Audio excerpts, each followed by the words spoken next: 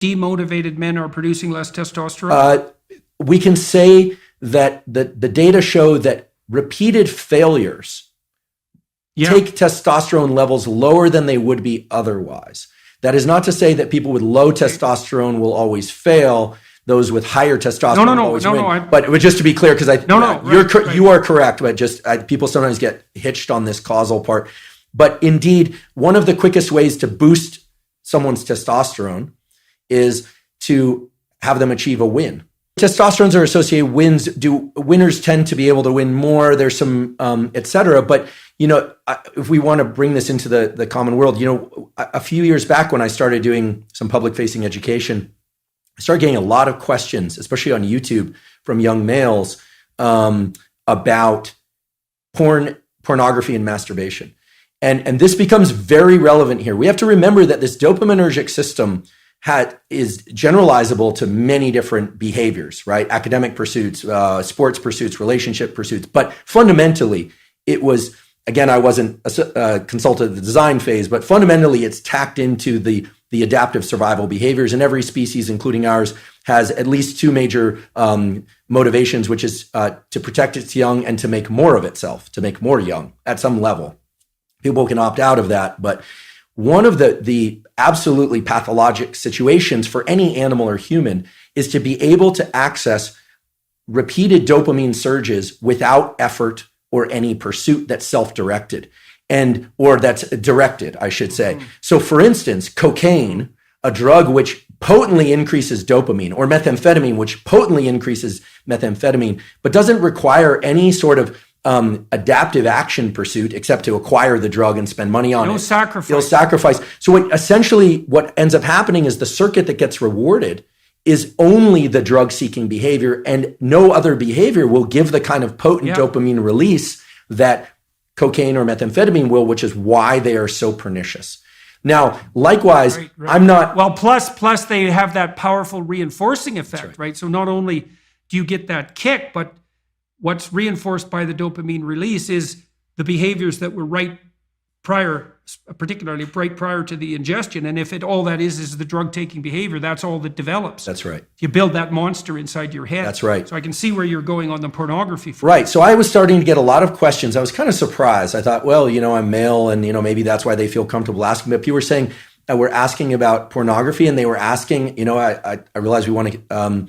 I'll just be direct about it. They were asking whether or not masturbation was bad. They were asking whether or not masturbation with ejaculation was particularly bad. And here's my stance on this. I'm a biologist and a neuroscientist, not a psychologist. But what we know for sure is that if an individual repeatedly engages in this circuitry, let's say masturbation and pornography with increasingly potent forms of stimulation that are on a screen, a couple of things happen. First of all, what's being reinforced? What's being reinforced is a high dopaminergic response to watching other people engage in sexual behavior, which is very different than being in a first-person sexual experience. Okay? So right there, that what's being reinforced is not actually any kind of improvement in communication skills. It's voyeurism. And as these questions started to come in more and more, I started to realize there was a lot of kind of undertones of people talking about fear of or experience with sexual dysfunction that clearly pornography can lead to. And here I'm specifically talking about males. I actually don't know the literature on females. So here I'm talking about...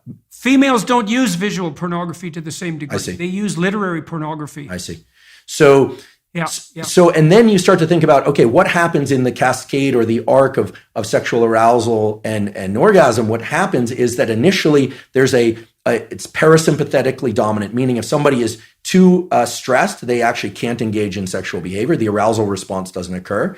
Erection is blunted, but the actual orgasm response and ejaculation is strongly associated with the so-called sympathetic nervous system, which has nothing to do with sympathy. It has everything to do with, it's a kind of a stress response. And then it reverses to a parasympathetic response. And a hormone called prolactin increases dramatically after ejaculation in males. What does that do? That blunts dopamine release and testosterone for a very long period of time, which makes sense if pair bonding and sort of, in our species anywhere, there's this idea that then other molecules would be exchanged with partners, pair bonding, potential for raising mates, etc. Without getting into a huge discussion about that, the point is this. Masturbation and pornography are potently tapping into the dopamine system and can undermine the very processes of what I consider healthy processes of finding a mate, dating, communication, eventually, if it's appropriate, sexual interaction, well, it also et sounds like cetera. it's undermining pair bonding. And pair well, bonding. So here's a question: if you're seeking sexual release through pornography and you go through the whole cycle and you get a prolactin release, do you bond with yourself? So this is very interesting. The biology explains it as what's left there is a kind of an open loop, a kind of an emptiness, right? Because bonding with the self is a complicated notion. I mean, there's a healthy version of that, of course, loving oneself and self-referencing. And again, this is more far more your domain than mine in terms of what a healthy self-relation is. But in the absence of a real partner there, of an absence of real sexual partner, there's an open loop of neurochemicals, including oxytocin and prolactin. The dopamine, remember, dopamine goes up during pursuit, anticipation, then peaks and then crashes below baseline after orgasm and ejaculation. So this kind of low that people fear is putting them into an amotivated state. We can think of this, if I were to kind of expand on it, would be it's this kind of neurochemical, psychological equivalent of making your home environment filthy for a while, not actually putting you into this positive amplification of dopamine. So it depletes the dopamine system. And it's likewise in drugs of abuse and addiction, it eventually depletes the dopamine system. Initially, there's a huge dopamine surge with drugs of abuse like methamphetamine and cocaine. But over time, people are using more and more to achieve what is not such a great high. You even see this a little bit with kind of consumption of energy drinks. Like people are taking more and more chemicals within their energy drinks, and they're thinking about loud, fast music, energy drinks, this kind of stacking of dopaminergic tools. Now, that's not as pathologic. In fact, there are some energy drinks I'll occasionally drink, and I enjoy them.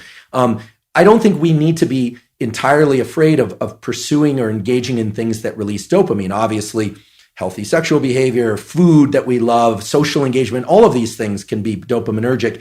It's the big peaks in dopamine that are not associated with any prior effort or organization of self that are particularly dangerous for the human being. Yeah, well, you could see that's a cardinal danger of affluence. Then that's right. This is why the children of that's right. You cannot get rats addicted to cocaine if they live in their natural environments. Is that right?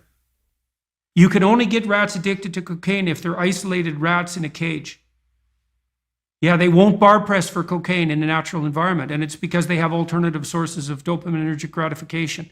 Very interesting. So, it's very interesting. Yeah, the children of very wealthy people who are overindulged, I've seen that many times, many times, and it is a very sad sight.